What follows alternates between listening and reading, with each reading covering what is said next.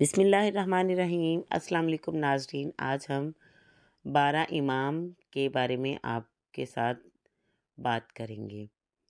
رسول اللہ صلی اللہ علیہ وآلہ وسلم کے بعد اللہ کی طرف سے دین کی حفاظت، تفسیر، تشریح اور رہنمائی کا جو سلسلہ قائم ہوا اسے امامت کہتے ہیں۔ یہ منصب انسانوں کی مشاورت یا حکومتی فیصلے سے نہیں بلکہ اللہ کی طرف سے مقرر ہوتا ہے۔ اسی امامت کا سلسلہ 12 ائمہ پر مشتمل ہے۔ یہ ائمہ نہ صرف دین کے نگہبان ہیں بلکہ وہ علم، تقویٰ، طہارت اور عصمت کے اعلیٰ ترین مقام پر فائز ہیں۔ سب سے پہلے امام کا نام ہے امام علی علیہ السلام۔ امامت کا سلسلہ حضرت علی علیہ السلام سے شروع ہوتا ہے، جنہیں رسول اکرم صلی اللہ علیہ وآلہ وسلم نے متعدد مواقع پر اپنا وسیع خلیفہ اور جانشین قرار دیا۔ خصوصاً واقعہ غدیر خم سب سے نمایاں ثبوت ہے۔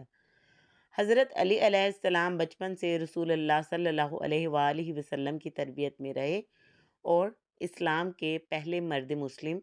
نہج البلاغہ میں محفوظ ان کے خطبے علم و حکمت کا سمندر ہیں۔ آپ کی حکومت صرف 4.5 برس رہی مگر عدل و انصاف کا وہ معیار قائم کیا جو آج بھی دنیا میں مثال سمجھا جاتا ہے۔ مسجد کوفہ میں شہادت کے بعد آپ نجف اشرف میں مدفون ہیں۔ امام حسن مجتبیٰ علیہ السلام دوسرے امام ہیں۔ امام حسن علیہ السلام نے اپنے دور میں فتنہ امت کو روکنے اور مسلمانوں کی جانوں کو بچانے کے لیے معاویہ سے صلح کی۔ یہ صلح مصلحت اور حکمت کی عظیم نمونہ تھا، جس کا مقصد امت کو خانہ جنگی سے بچانا تھا۔ آپ اخلاق، حلم اور سخاوت کے شہزادہ تھے اور آپ نے دین کی حقیقی روح کو اپنے کردار سے محفوظ رکھا۔ تیسرے امام ہیں امام حسین علیہ السلام۔ امام حسین علیہ السلام دین کی روح اور شریعت کے محافظ تھے۔ جب یزید نے دین کو مسخ کرنے کی کوشش کی تو آپ علیہ السلام نے کربلا میں وہ تاریخ معرکہ رقم کیا جس نے اسلام کو ہمیشہ کے لیے تازہ کر دیا۔ آپ علیہ السلام نے اپنے اہل بیت اور ساتھیوں سمیت قربانی پیش کی اور دنیا کو بتا دیا کہ باطل کے سامنے جھکنا ممکن نہیں۔ آپ علیہ السلام کی شہادت کے بعد اسلام کی حقیقی روح زندہ ہوئی۔ آپ کربلا میں آرام فرما ہیں۔ چوتھے امام ہیں امام زین العابدین علیہ السلام۔ امام سجاد واقع کربلا کے واحد بالغ زندہ بچ جانے والے امام تھے۔ آپ نے اپنی عبادت گریہ اور دعاؤں کے ذریعے دین کی حفاظت فرمائی۔ صحیفہ سجادیہ آپ کی دعاؤں کا مجموعہ ہے جو اسلام کا زبور کہلاتا ہے۔ آپ نے بنی امیہ کے ظلم کے دور میں خاموش مگر مضبوط روحانی و علمی تحریک چلائی۔ امام محمد باقر علیہ السلام۔